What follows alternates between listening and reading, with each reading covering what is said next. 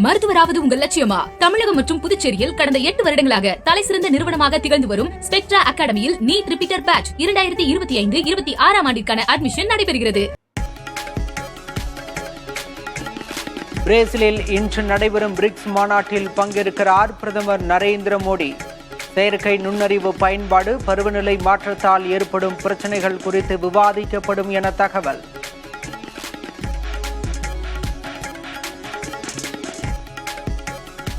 பிரதமர் மோடியும் நிதிஷ்குமாரும் பீகார் மாநிலத்தை குற்றவியல் நகரமாகவே மாற்றிவிட்டனர். காங்கிரஸ் எம்பி ராகுல் காந்தி விமர்சனம்.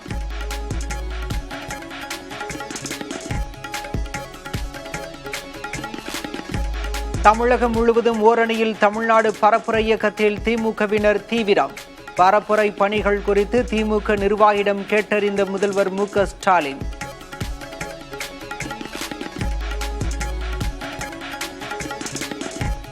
LED திரை அமைக்கும் திட்டத்தில் திமுக அரசு பல கோடி ரூபாய் கொள்ளையடிக்க முயற்சி.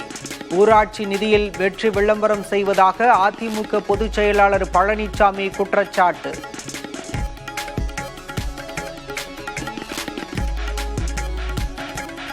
திருச்செந்தூர் முருகன் கோயிலில் நாளை திருக்குட நன்னீராட்டு பெருவிழா. செந்திலாண்டவரை வழிபட அலை கடலென குவியும் பக்தர்கள்.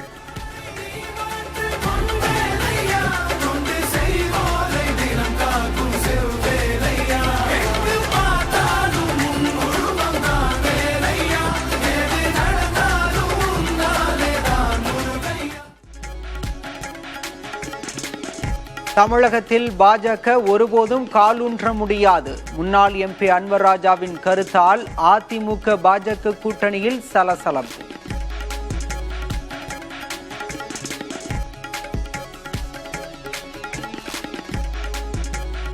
பாஜகவுடனான கூட்டணி விவகாரத்தில் அதிமுக தலைவர்களிடையே ஒருமித்த கருத்து இல்லை. அன்வர் ராஜாவின் கருத்து குறித்த கேள்விக்கு விசிக தலைவர் திருமாவளவன் பதில்.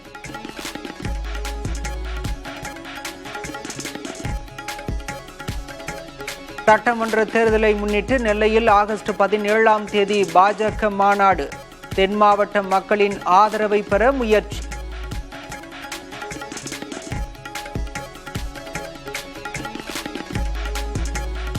பாமக நிர்வாக குழுவிலிருந்து அன்புமணி நீக்கப்படவில்லை என கட்சியின் கௌரவ தலைவர் G.K. மணி விளக்கம். 8ஆம் தேதி நடைபெறும் செயற்குழு கூட்டத்தில் பங்கேற்க அன்புமணிக்கும் அழைப்பு விடுக்கப்பட்டுள்ளதாக பேட்டி.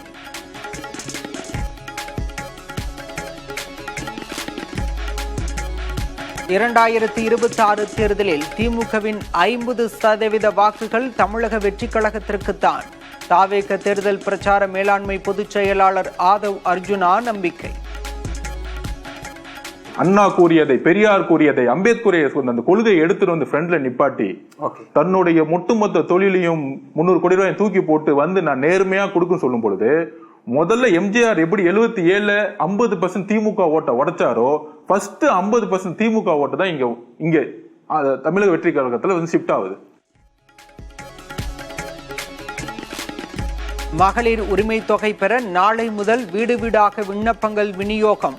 உரிமை தொகை பெறுவதற்கான தகுதியில் தளர்வுகள் அளிக்கப்பட்ட நிலையில் விடுபட்டவர்கள் விண்ணப்பிக்க ஏற்பாடு.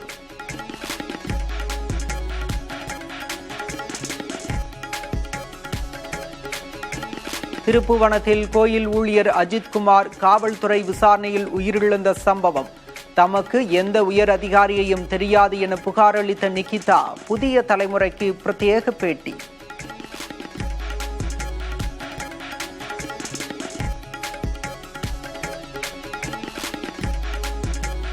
ஓய்வு பெற்று 8 மாதங்களாகியும் இல்லத்தை காலி செய்யவில்லை. உச்சநீதிமன்ற முன்னாள் தலைமை நீதிபதி சந்திரசூட்டை வெளியேற்ற மத்திய அரசுக்கு உச்சநீதிமன்றம் கடிதம்.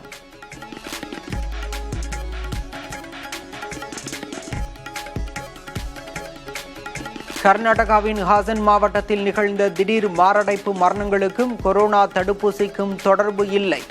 மாநில அரசால் நியமிக்கப்பட்ட மருத்துவ நிபுணர் குழு அறிக்கை.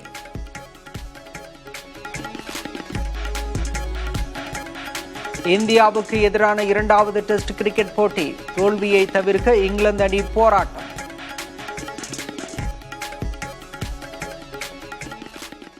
மருத்துவராவது உங்கள் லட்சியமா? தமிழகம் மற்றும் புதுச்சேரியில் கடந்த 8 வருடங்களாக தலைசிறந்த நிறுவனமாக திகழ்ந்து வரும் ஸ்பெக்ட்ரா அகாடமியில் நீட் ரிப்பீட்டர் பேட்ச் 2025-26 ஆண்டிற்கான அட்மிஷன் நடைபெறுகிறது.